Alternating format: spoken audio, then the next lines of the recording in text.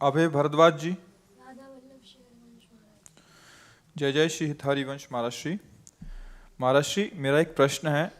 महाराज श्री, हमारे स्कूल के बच्चों का एक ट्रिप बाहर जाता है कहीं घूमने, तो वहाँ प्याज व लहसुन का भोजन मिलता है, पर हमारा भी बहुत मन होता है उन बच्चों के साथ जाने का, पर हम कभी बाहर का भोजन नहीं पाते। जैसे चले जाओ और सब खा रहे हैं तो आप वहाँ भूखे मत रहो, राधा राधा राधा बोल के पालो, मांस और ये गंदी चीजें ना पाओ। प्याज को थोड़ा वो जैसे आलू पैदा होती ना, ठीक उसी जगह उसी भूमि में उसी पद्धति से प्याज भी पैदा होता है।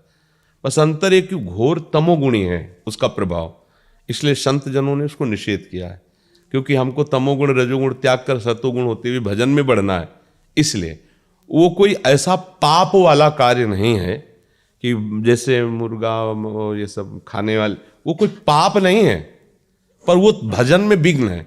अभी बच्चे हो, अब जैसे कोई आर्मी में है, नौकरी में, ऐसे बड़े व्यापार में या और ऐसे पढ़ाई लिखाई में, अब उनके लिए कहते तुम ये साधु महात्मा और जो भगवत मार्ग में अच्छे से चल रहे हैं, ये उनके लिए है कि आप प्याज लहसुन कोई ऐसा नहीं कि जैसे शराब मछली मांस ये त्याज्य है, ऐसे वो उसके लिए उसी कोट से होगा जो भजन करने के लिए चल रहा है, क्योंकि तमोगुणी चीज है। लेकिन आप लोग जैसे गृहस्थ हैं, आप बच्चे हो, कोई नौकरी में है, कोई ऐसे, अब वो कहाँ पंडिताई झाड़ते घूमे भैया प्याज लहसुन, तो हमें लगता है कि फिर बाहर आपको बड़ी समस्याएं आ जाएंगी, या तो फिर बैरागी बनना पड़ेगा, नहीं तो फिर कैसे आप एक दो दिन सेव खा के रह सकते हो।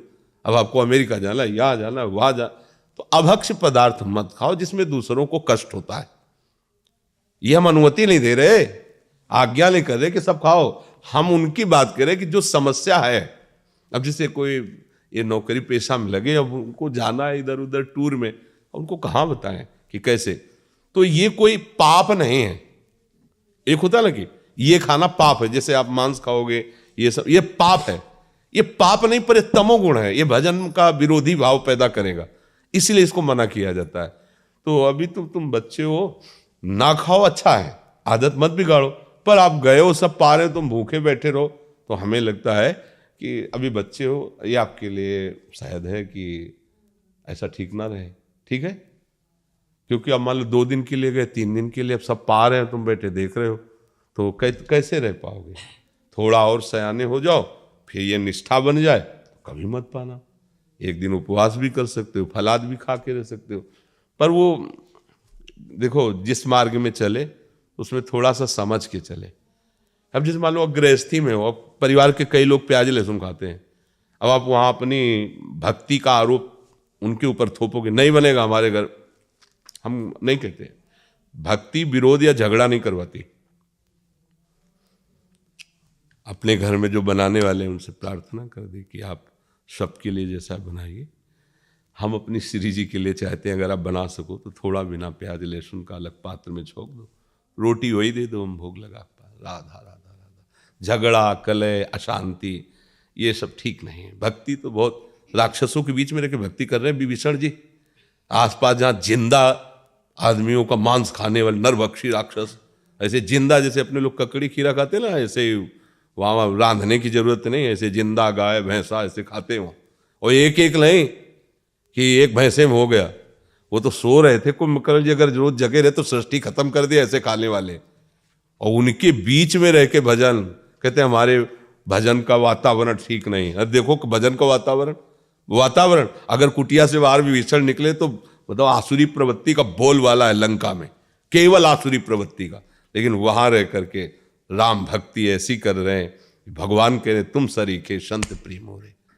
तो अभी आप, हमें लगता है इस बात पे ना हट करना, अभी आगे जब बड़े हो जाना तो आप सुधार कर लेना। ठीक है, गंदी चीज मत पाना, जैसे मांस है, अंडा है, मछली, ये जिसमें दूसरों को दुख हो पीड़ा हो तो वैसे नहीं पाना। गुरुदेव भगवान मैं कहीं पे किसी के घर पे भी नहीं खाता।